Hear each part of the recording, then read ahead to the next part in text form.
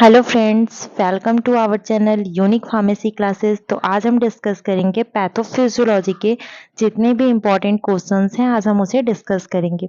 चलिए तो स्टार्ट करते हैं। देखिए, जो मैंने क्वेश्चंस बनाया हुआ है वो मैंने यूनिट वाइज बनाया हुआ है। हर एक यूनिट से जो इम्पोर्टेंट क्वेश्चंस हो सकते हैं वही मैंने यहाँ पे लिखा हुआ है। तो इतना आपको पढ़ के जरूर जाना है। आई होप आपके बहुत अच्छे मार्क्स आएंगे आप इतना पढ़ लेते हैं तो। बाकी मैं ये कहूँगी कि आप पूरा सिलेबस पढ़ के जाइए। चलिए तो स्टार्ट करते हैं।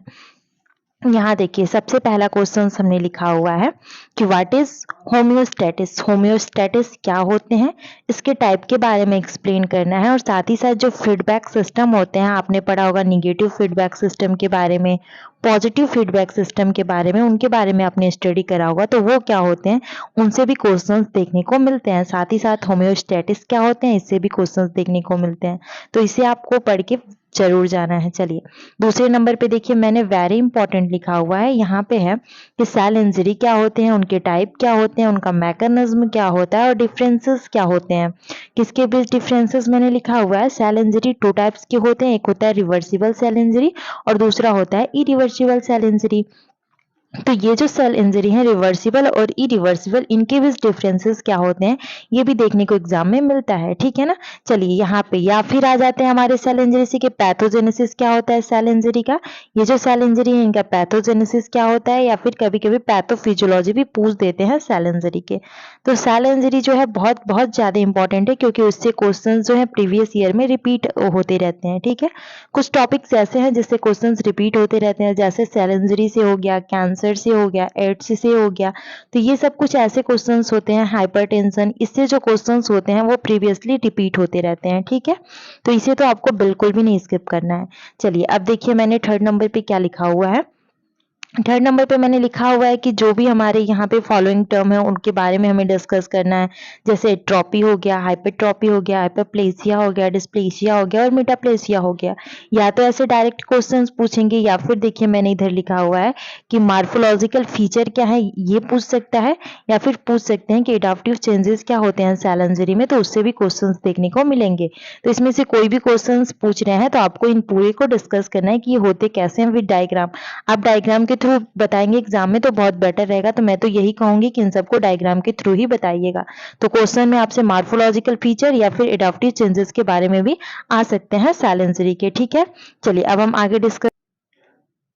अब देखिए आगे 4 नंबर पे देखिए क्या लिखा हुआ है। यहाँ पे हमें बताना है कि इन्फ्लामेशन क्या होते हैं, उनका बेसिक मैकेनिज्म क्या होते हैं इन्फ्लामेशन के। देखिए यहाँ पे मैंने वेरी इंपॉर्टेंट लिखा हुआ है, क्योंकि ये बहुत ज्यादा इंपॉर्टेंट है। इस ये भी क्वेश्चंस हमारे एग्जाम में देखने को मिलते हैं। इससे भी क्वेश्चंस आते रहते हैं, या तो 10 मार्क्स में आएंगे या फिर 7 मार्क्स में आएंगे। ठीक है। तो इसे पढ़ के आपको जरूर जाना है। कभी कभी वो लोग क्वेश्चन चेंज कर देते हैं, तो कभी कभी वो यहाँ पे ये वाला जो 5th नंबर पे हमने क्वेश्चन लिखा हुआ है उन डीलिंग के बारे में, यहाँ से वो क्वेश्चंस दे देते हैं। ठीक है। तो आपको इतना पढ़ के जरूर जाना है। क्योंकि जो हमारा फर्स्ट यूनिट था थोड़ा लंबा है, तो इससे क्वेश्चंस भी थोड़े ज्यादा ही हैं। तो आपको इतना पढ़ के तो जाना ही जाना है। ठीक है। क्योंकि इसमें ऑप्शन होते हैं उनके पास क्वेश्चन चेंज करने को लेकर के। या तो वो कभी फीडबैक सिस्टम पूछ लेंगे, या फिर कभी इन्फ्लामेशन, कभी जो भी हमारे ये एडाप्टिव चेंजेस हैं उनके बारे में पूछ लेंगे। तो ऐसे वो करके चेंज करते रहते हैं। तो इतना तो पढ़ के आपको जाना ही जाना है। चलिए देखिए, यूनिट सेकंड की मैं बात करूं, इसमें हमको सिर्फ पैथोजेनेसिस पढ़ना है, सिंग और सिम्टम्स पढ़ना है, जो भी हमारे डिजीज हैं वो। क्योंकि ये जो पैथोफिजियोलॉजी है ना, इसमें हमको कोई भी डिजीज पूछेगा तो हमें बेसिकली उसके पैथोजेनेसिस के बारे में ही डिस्क्राइब करना है कि पैथोजेनेसिस उसका क्या होते हैं, बाकी उसके सिंग और सिम्टम्स क्या होते हैं ये बताना होता है। तो पैथोजेनेसिस तो आपको सारे डिजीज के पढ़ के जाने ही जाने हैं। देखिए यहाँ पे सबसे पहले मैंने डिजीज जो लिखा हुआ है वो है हाइपरटेंशन। हाइपरटेंशन जो एक मोस्ट इंपॉर्टेंट टॉपिक है जो आपके एग्जाम में आते हैं। देखिए दूसरे नंबर पे है एंगिना पेक्टोरिस, इस पे भी मैंने इंपॉर्टेंट लिखा हुआ है। और थर्ड है अस्थमा। अस्थमा भी इंपॉर्टेंट है। वही मैं कह रही हूँ, जैसे ये क्वेश्चंस क्या करते हैं वो चेंज करते रहते हैं, कभी हाइपरटेंशन पूछ लेंगे तो कभी एंगिना पेक्टोरिस से, तो कभी अस्थमा से। तो ये चेंज होते रहते हैं। ठीक है ना। साथ ही साथ देखिए यहाँ पे हमने रेनल फेल्योर से भी लिखा हुआ है, इससे भी क्वेश्चंस देखने को मिलते हैं। और फिफ्थ जो एक बहुत इंपॉर्टेंट टॉपिक है वो है CHF, कंजेस्टिव हार्ट फेल्योर। ये भी एक बहुत ज्यादा इंपॉर्टेंट टॉपिक है जिससे क्वेश्चंस देखने को मिलते हैं। तो चलिए अब देखिए थर्ड नंबर पे हमने क्या लिखा हुआ है। इसमें भी हमें पैथोजेनेसिस बताना है, सॉरी, सिम्टम्स बताने हैं, और साथ ही साथ हमको कौन कौन से डिजीज है उनके बारे में डिस्कस करना है। ठीक है।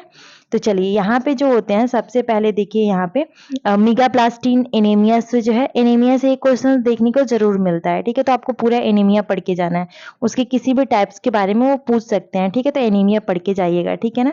फिर हीमोफीलिया और एपाइलेप्सी से भी क्वेश्चन देखने को मिलते हैं, ठीक है। साथ ही साथ देखिए डायबिटीज मेलाइटस इसमें बहुत ज्यादा इंपॉर्टेंट है, तो इसे छोड़ के आपको बिल्कुल नहीं जाना है।